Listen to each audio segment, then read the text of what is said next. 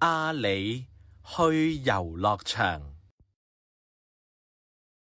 星期天，叔叔帶阿里到遊樂場玩，那兒有很多機動遊戲，阿里全部都很喜歡玩。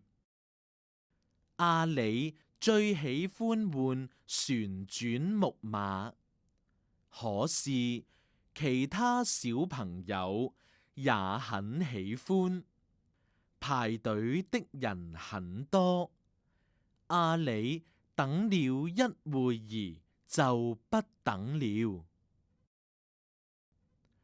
阿里想換碰碰車，可是換碰碰車的人也很多。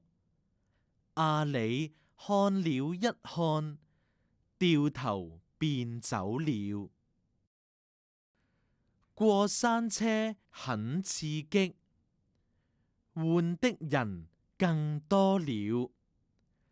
阿里不願意等，他心裏想：我現在回到旋轉木馬那兒去，總該輪到我了吧？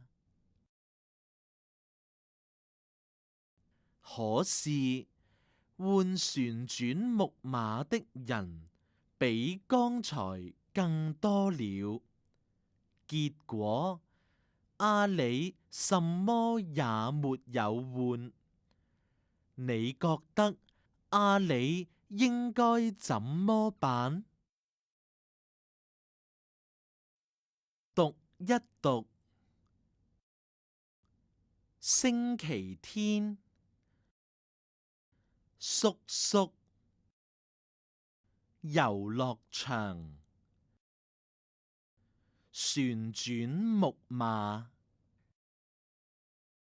小朋友，排隊，碰碰車，